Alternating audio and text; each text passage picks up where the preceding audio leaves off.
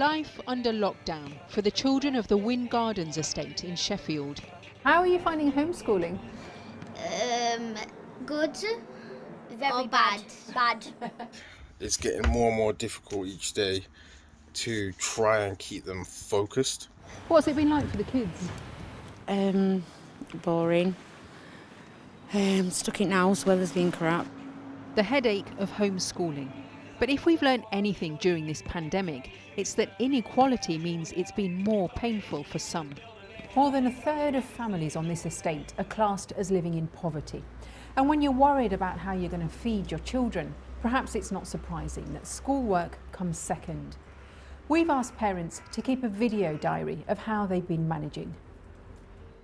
So it's the start of another day in the Robinson household and another day of home learning. The whole routine thing is a bit mixed up. They don't really follow school times. We get up a bit later. Robert Robinson and his wife are trying to homeschool their two girls and look after their toddler. They've had to rely on a local charity to provide them with laptops, but they're still struggling with internet charges. We've had recent problems with that, to be honest. A £77 phone bill came through on the first bill when it was supposed to be 26 quid a month plus That's that. a lot more. Yeah, it was a shock. It's all just getting more and more expensive by the day, and we don't have any extra income. Nothing. The couple admit that the schooling has been stressful.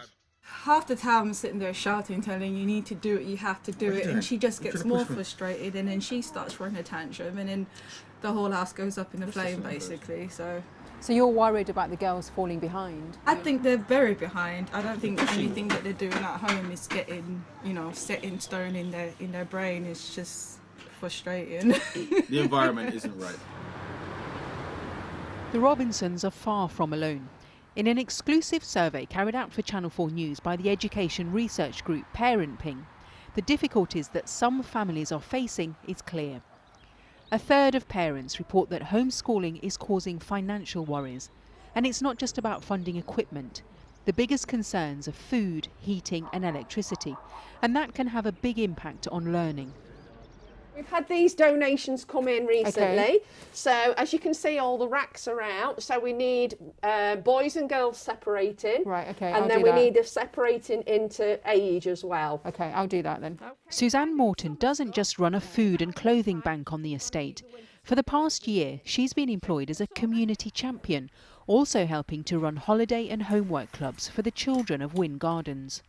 Some families are not getting any homeschooling done because actually the parents themselves have got such massive worries about money and where their next meal's coming from, whether they've got a winter coat, that supersedes the concentration for being able to do the homeschooling. And that's a worry. Yeah. If they're missing all the school now, it's going to play out into the future and, the educational targets that they can then hit. Research suggests that food insecurity is likely to widen the learning gap between children from lower income and higher income families. We asked the parents of primary school children how long they were spending on schoolwork. Only 9% said they were managing a full 5 hours. Nearly half said that they were only managing 3 hours or less.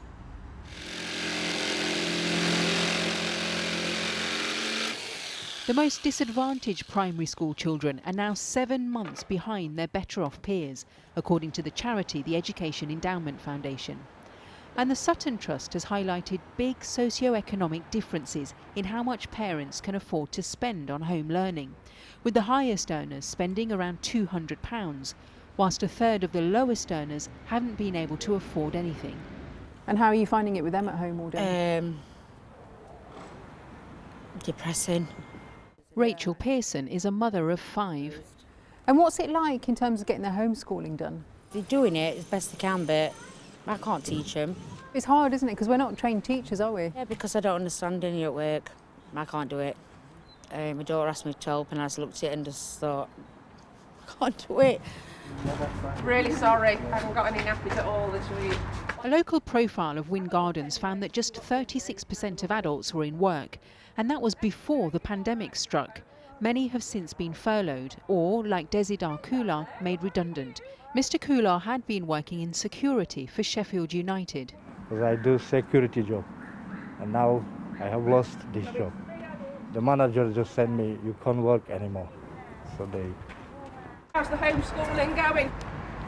And then you've got some pens and pencils and other things in there, Lucas. Thank you. Yeah? Right, now you want your food. Some parents who have settled on the estate speak English as a second language, and this can make it tricky to access and understand online schoolwork. Jelly. We make, Yeah, jelly. Yeah, that's cool. Ketyevan Gogishvili is originally from Georgia You have to have an elbow bump instead.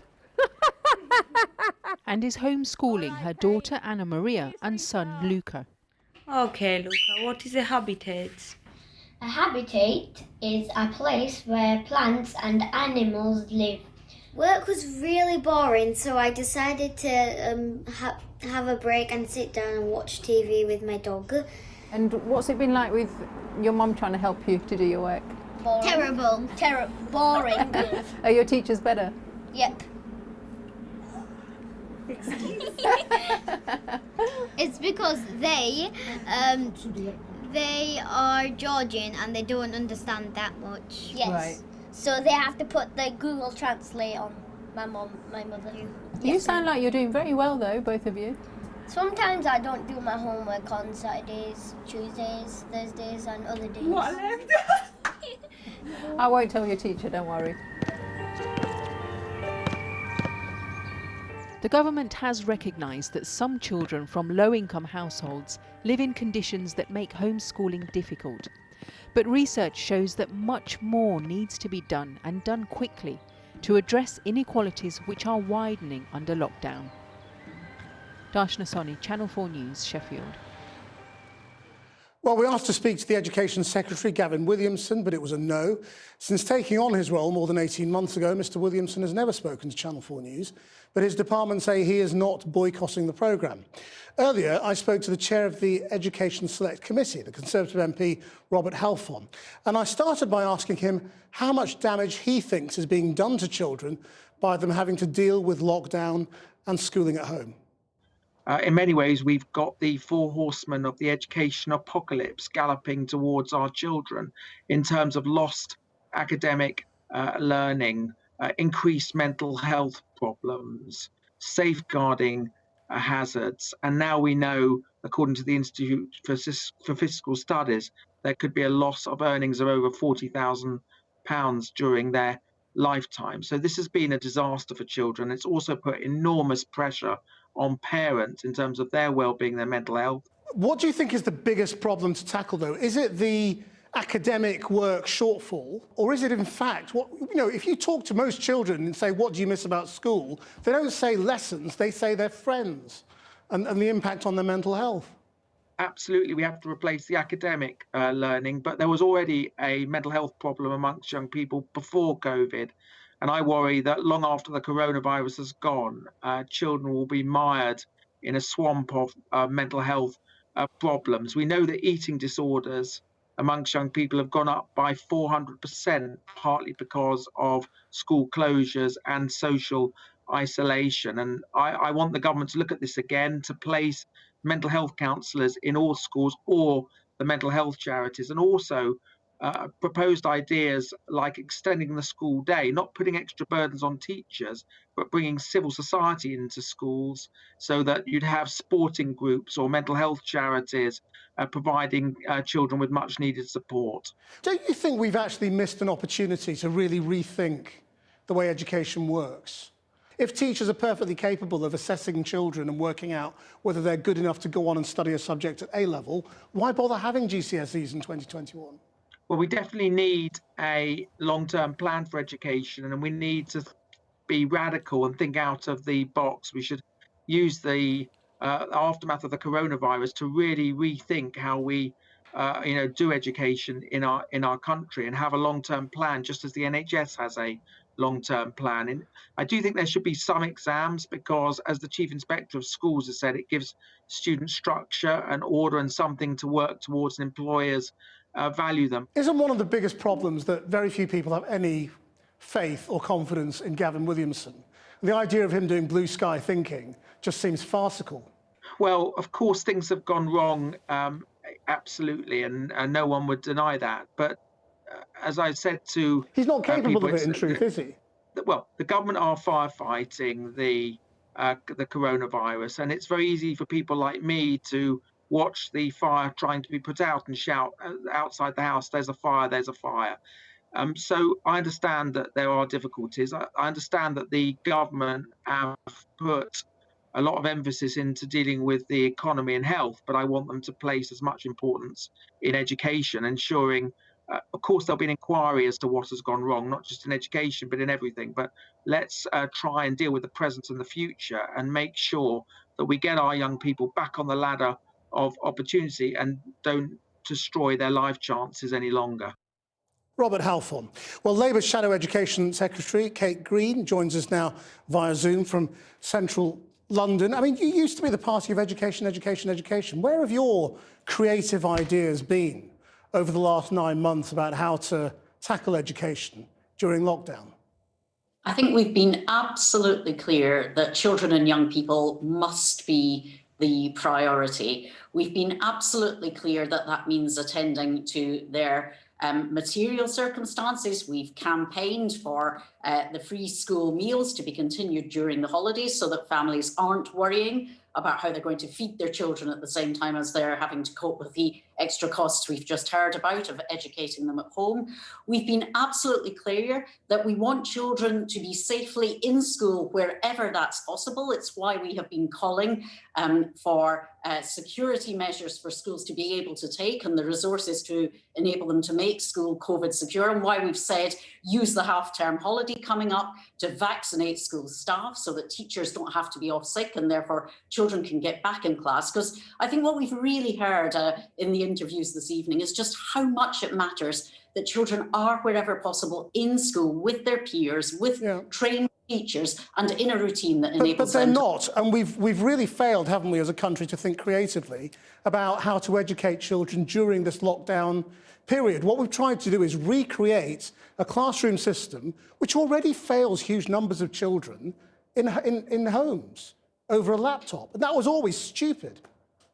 I think it's really disgraceful that we're, 10 months into this pandemic now, 11 months in nearly, and still hundreds of thousands of children who are having to study at home, exactly as you say, don't have access to laptops, are still meeting exceptionally high data charges. We heard a parent in Sheffield just talking about that a moment ago. And I do think that the government has been far too slow to get laptops and data resources out to these families. Yeah, so these are just practical measures. I'm talking about creative ideas to educate children. What about GCSEs, for example?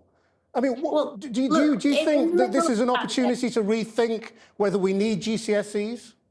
I think the first priority in a pandemic is to support children's learning in the here and now. I am sure that we're going to learn from this pandemic about things that we'll need to think about very differently and radically. That includes the examination system. Yeah. It includes the way that do we need GCSEs, do you think? Well, if I can perhaps explain to you the things we're going to have to think about, I think it's wrong. Well, I know what we need to think about. I'm asking you what you think. I'm telling you that I think it is wrong to rush into what look like easy policy solutions without properly learning the lessons from this pandemic and from what parents, teachers and students are telling us about their learning experiences during it. One thing we have certainly learned is that throwing all your examination assessment process into one terminal examination in the summer is cruelly exposed when you come to situations like we're in at the moment and children and young people can't take those exams. So I think there's a very good case, for example, for looking at how we can rebuild coursework and an element of ongoing assessment into our procedures in future. But to ask me a question like, should GCSEs be scrapped? What young people are saying to me is they want some certainty this year. They don't want blue sky ideas. They want to know what's going to happen to them this summer, and still the government can't tell them. Right. What do you think they should get in terms of help to catch up when schools go back? Yeah, this is a really important question. And I think, you know, we know the ideas that are going to need to be put in place. Extra tuition support in small groups or one-to-one is important. The government has put up money for a national tutoring programme. It will still only reach, I think, 2 out of 6 children on free school meals. So it's going to miss a lot of children who may be falling behind.